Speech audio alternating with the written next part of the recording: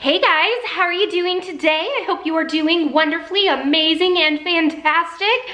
I know that I am. I'm doing pretty darn good. We're halfway through the week, which is pretty awesome. And it was a short week for me because I had Monday off. So that's even better. Am I right? I'm right. So today's topic is all about sort of out of the box sleuths. I had someone comment on my channel and asked me to sort of come up with some out of the box sleuths. Maybe they've got a different kind of job or they're a different kind of person. So I found 5 out of the box, sort of in my mind, cozy sleuths. And I hope that you are as excited about it as I am. So the very first one that I have is Fatal Fixer-Upper. It's a do-it-yourself mystery series and it's by Jeannie Bentley. Remember, all of these are always going to be the first in the series so that you guys can start off at the very beginning of the story. So let's get into this.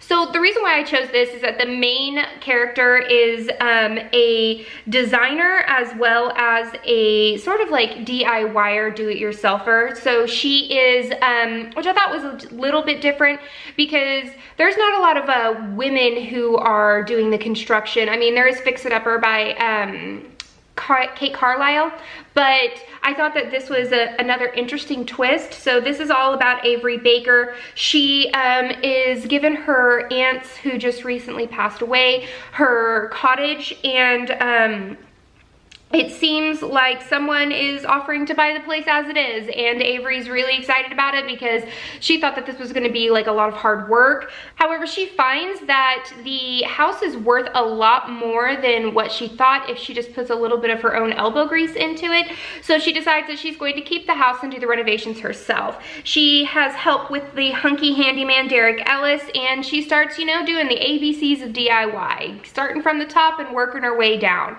That is until she finds a clue to a missing local professor, and then her own life is threatened. Is she going to be able to build up this house and sell it, or is she going to be stuck in the renovations forever, as well as maybe not even living till the end of it?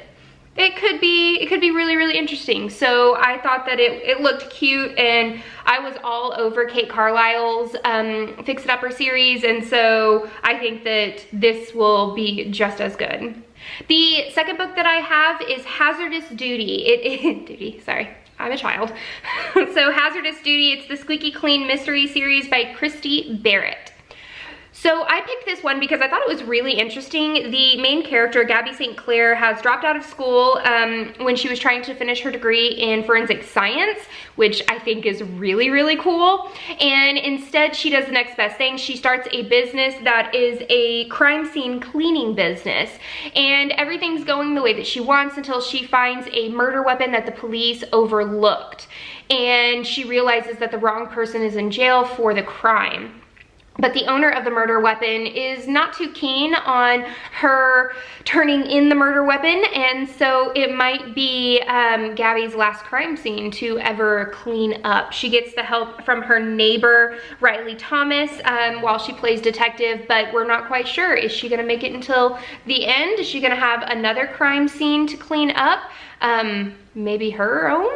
It could happen. We'll never know unless you read it. Go read it. It looks good. I know that the cover doesn't look quite cozy, but reading the synopsis, this is totes a cozy mystery. So I am really thrilled with it.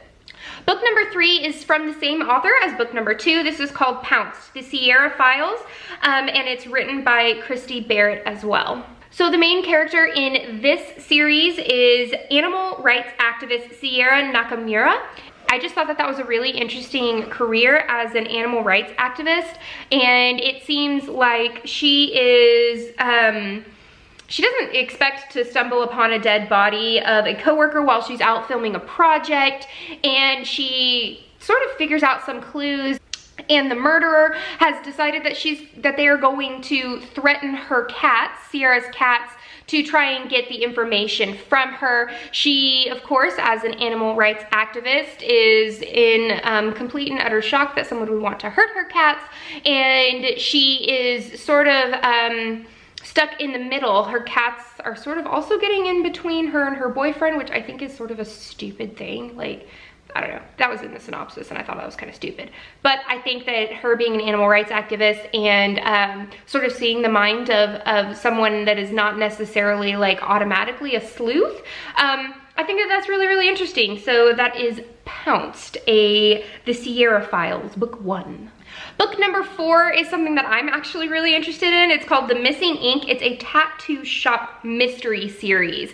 And I think that this is really, really interesting. It is written by Karen E. Olson. So this is all about Brett Kavanaugh. She is a tattoo artist in Las Vegas, and a girl calls in to make an appointment to get a heart with the name of her fiance embedded in it on her chest, but the girl never shows. The next thing Brett knows is the police are coming to her shop to figure out where her client was. They never showed, and apparently the name that the girl wanted on her chest is not her fiance's. Whose is it? Brett is now sort of pulled into this mysterious murder mystery, and I don't know, it looks cute. And I thought that it was really, really different to be a tattoo cozy mystery, because I've never read a tattoo cozy mystery, so it could be interesting. And last but not least is Shop Till You Drop. It is a dead-end job murder mystery series by Elaine Vietz. I think that's how you say her last name. And the reason why I chose this is I think that it's really cool that the protagonist has a different job in every single one of the books. I thought that that was really, really intriguing, because then you get to sort of see like multiple different types of jobs and how they would handle them being a cozy sleuth. My thought process is the author also has to do a lot of research on the different types of jobs, since it's something that changes every single book. So I thought that that was really interesting.